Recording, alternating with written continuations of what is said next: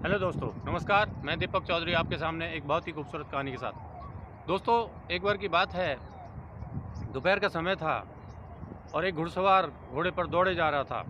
उसके आगे एक हिरन भागे जा रहा था। तो जो घुड़सवार है वो हिरन का शिकार करना चाहता था। अब बहुत देर दौड़ने के बाद राजकुमार को पसीना आ जाता है, उस घुड़सवार को पसीना आ जाता है और घुड़सवार का चेहरा लाल हुआ रहता है। काफ़ी उसको मुसीबतों का सामना करना पड़ता है, क्योंकि जो हिरन था वो कभी दाहिने जाता था, कभी बाएं जाता था। तो इस तरह से जो घुड़सवार है उस पर निशाना नहीं लगा पा रहा था। अब होता क्या है कि हिरन दौड़ते दौड़ते अचानक से रुक जाता है।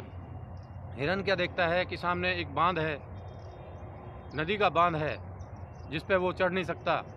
अब हिरन आगे जाए तो भी उसकी मौत है और पीछे से भी उसको गोली लगने का खतरा है। तो अब हिरन जाए तो जाए कहाँ। अब हिरन खड़ा होकर के सोच ही रहा था। इतने में घुड़सवार ने निशाना लगाया और हिरन पर गोली चला दी। हिरन वहीं पे गिर पड़ा। गिरने के बाद जो घुड़सवार था वो सोचने लग जाता है कि अगर मैं इसको अपने घर ले जा करके अपने कमरे में लगाऊंगा तो जीवन भर इसको देखता रहूँगा और मुझे बहुत खुशी होगी और मैं याद करता रहूँगा कि ये कितने अच्छे शिकार का मैंने शिकार किया। अब ये सोच ही रहा होता है घुड़सवार, इतने में एक सन्यासी वहाँ पे आ जाता है और आकर के राजकुमार से बोलता है कि इस जंगल में कोई भी इतना अच्छा शिकार नहीं था, कोई भी इतना अच्छा हिरन नहीं था जो आज तक मिला हो मुझे, लेकिन आपको ये मिला और आपने इसका शिकार किया। मुझे आपके ऊपर बहुत गर्व है। तो अब राजकुमार कहते हैं कि ठीक है, मैं यहाँ पर कुछ देर अपने जो मेरे साथी पीछे छूट गए हैं उनका भी इंतज़ार कर रहा हूँ। अब सन्यासी कहते हैं कि आप यहाँ पे कब तक इंतज़ार करेंगे? आप चलिए, मेरी कुटिया पास में ही है, वहाँ पे चल के आप ठंडा पानी पीजिए। यहाँ पे बहुत तेज़ धूप है और गर्म हवाएं चल रही हैं, तो आपका यहाँ रुकना बड़ा मुश्किल होगा। इतना कह करके वो सन्यासी जा कर के उस हिरण को उठा के अपने कंधे पर रख लेता है। वो ऐसे रख लेता है जैसे कि कोई बहुत बड़ा वज़न बोझा उठा करके व्यक्ति सिर पर रख लेता है। तो ये सब देख करके जो राजकुमार हैं वो बड़े अचंभित हो जाते हैं और वो कहते हैं ठीक है, हम आपके साथ चलेंगे। अब सन्यासी और राजकुमार दोनों कुटिया पे पहुंचते हैं। वहां जाकर के राजकुमार देखते हैं कि कुटिया बहुत ही शानदार है और वहां पे नदी के किनारे पर है। वहां पे पहुंचने के बाद राजकुमार को स्वर्ग जैसी अनुभूति होती है। अब राजकुमार कहते हैं कि ये तो बहुत सुंदर जगह है और वहीं पे विश्राम करने लग जाते हैं। कुछ देर बाद राजकुमार को एक भजन की आवाज़ सुनाई देती है, जो बहुत ही मधुर भजन होता है। वो भजन की आवाज़ सुन कर के राजकुमार वहाँ से खड़े हो जाते हैं और उस आवाज़ की तरफ जाते हैं। जब वहाँ पे जाकर देखते हैं तो वो सन्यासी भजन गा रहे होते हैं। भजन ख़त्म होने के बाद राजकुमार सन्यासी से कहते हैं कि ये बहुत सुंदर भजन है और मैं तुम्हारे साथ रहा तो इस तरह से बहुत सारे भजन सुनने को मिलेंगे, लेकिन मैं रह नहीं सकता क्योंकि मैं गृहस्थी वाला आदमी हूँ और राजपाट संभालने वाला आदमी हूँ।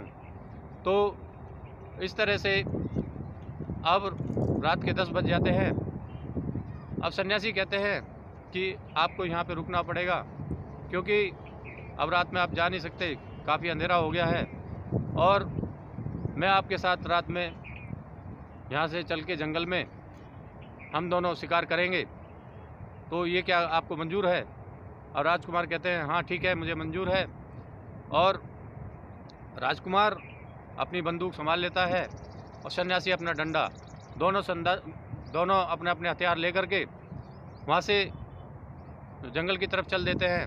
नदी किनारे जा रहे होते हैं तो अचानक उनको एक जंगल के अंदर थोड़ी सी आग नज़र आती है उस आग की तरफ जब वो दोनों जाते हैं तो वहाँ पेड़ की आड़ में छुप के देखते हैं बहुत सारे सैनिक जैसे लंबे चौड़े लोग वहाँ पे खड़े हुए हैं और वो कुछ हथियार लिए हुए हैं। अब इतने में राजकुमार उनसे पूछता है ये कौन है। सन्यासी बोलता है ये वो लोग हैं जो आते जाते लोगों को, निर्दोष लोगों को लूटते हैं और उनकी हत्या कर देते हैं। अगर तुम्हें शिकार करना है तो इनका करो, जो कि ये लोग गरीबों को सताते हैं, निर्दयी लोग होते हैं ये लोग, इनके मन में दया नाम की चीज़ नहीं होती। अब राजकुमार जैसे ही बंदूक संभालते हैं और निशाना लगाने के तैयार होते हैं तो सन्यासी उनको रोक देते हैं। सन्यासी बोलते हैं और भी बहुत शिकार है इसी तरह के जो मैं तुम्हें दिखाना चाहूँगा, तुम चलो मेरे साथ। अब वो दोनों वहाँ से चल पड़ते हैं। अब नदी का किनारा भी पीछे छूट जाता है, जंगल भी काफ़ी पीछे छूट जाता है। अब सन्यासी और राजकुमार दोनों साथ साथ चलते चले जाते हैं। एक गांव के निकट पहुंचते हैं तो उस गांव में एक महल होता है। उस महल के बाहर एक बरगद का पेड़ है। सन्यासी और राजकुमार दोनों उस पेड़ पर चढ़ जाते हैं। वहाँ पे चढ़ के क्या देखते हैं कि थोड़ी देर बाद जो महल है उसका दरवाज़ा खुलता है। वहाँ पे काफ़ी रोशनियाँ हो रखी है और सामने एक लंबा चौड़ा व्यक्ति तकिए की आड़ में लेटा हुआ है, तकिए को लगा करके लेटा हुआ है और लेटे लेटे कुछ हुक्का पी रहा है, चरस पी रहा है और शराब पी रहा है। और बहुत सारे लोग इकट्ठे हो रखे हैं, बहुत सारी महिलाएं इकट्ठी हो रखी हैं। तो वहाँ पे दारू का सेवन चल रहा होता है। लेकिन थोड़ी देर बाद वहाँ पे म्यूजिक शुरू हो जाता है। म्यूजिक शुरू होने से सभी लोग नाचने लग जाते हैं। तो अब राजकुमार कहता है सन्यासी से कि ये क्या है। अब सन्यासी बोलता है कि ये वो है जो अपने आप को ब्रह्म ज्ञानी समझता है और दिन में लोगों को ज्ञान देता है, भोले भाले लोगों को ठगता है और रात में इस तरह की अय्याशी करता है। तो अब राजकुमार सोचता है कि मेरे राज्य में इस तरह के लोग भी हैं। वो तुरंत बंदूक तानने लग जाता है, लेकिन सन्यासी उसको फिर रोक देता है और कहता है चलो यहाँ से, मैं तुमको और कुछ दिखाना चाहता हूँ। तुम काफ़ी थक गए होगे, लेकिन इसके बाद भी मैं तुम्हें एक आखिरी चीज़ और दिखाता हूँ, आखिरी शिकार और दिखाता हूँ।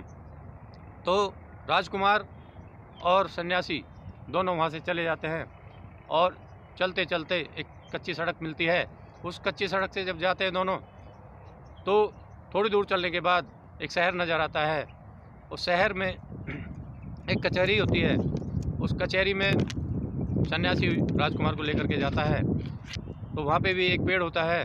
दोनों राजकुमार और सन्यासी उस पेड़ के ऊपर चढ़ जाते हैं और राजकुमार सोचता है कि हम लगता है कि किसी तेंदुए का इंतज़ार कर रहे हैं, लेकिन होता क्या है, वहाँ से एक सूबेदार निकलता है। सूबेदार को देख करके राजकुमार बोलता है ये कौन है। सन्यासी बोलता है ये एक सूबेदार है जो कि दिन में भी इसकी अदालत चलती है और रात में भी इसकी अदालत चलती है। यहाँ पे न्याय बिकता है, लोग न्याय खरीदते हैं।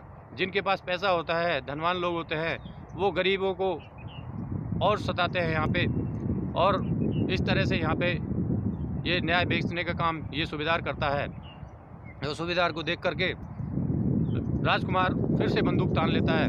जब बंदूक तान लेता है तो सन्यासी उसको फिर रोकता है और कहता है अभी ये सही समय नहीं है, तुम्हें इस तरह के शिकार बहुत सारे मिलेंगे, लेकिन अभी हमें अपनी कुटिया पे चलना होगा क्योंकि दिन निकलने वाला है।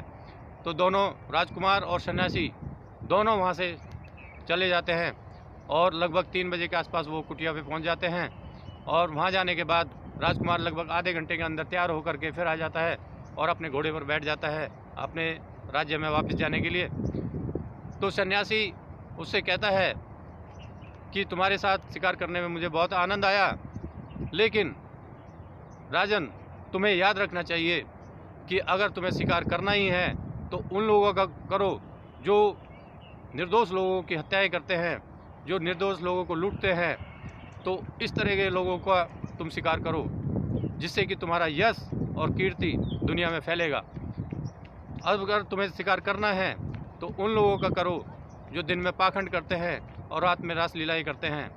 अगर तुम्हें शिकार करना है तो उन लोगों का करो जो कचहरियों में जा कर के न्याय गलत रूप से न्याय करते हैं और गरीबों को सताते हैं। तो इसी के साथ मैं तुम्हें आशीर्वाद देता हूँ, तुम्हारा कल्याण हो। तो दोस्तों, मैं उम्मीद करता हूँ यह कहानी आपको पसंद आई होगी। अगर ये कहानी आपको पसंद आई है तो आप इसको लाइक कीजिए और आप हमारे चैनल को सब्सक्राइब कीजिए। थैंक यू दोस्तों। तो आप स्वस्थ रहें, मस्त रहें। Thank you very much.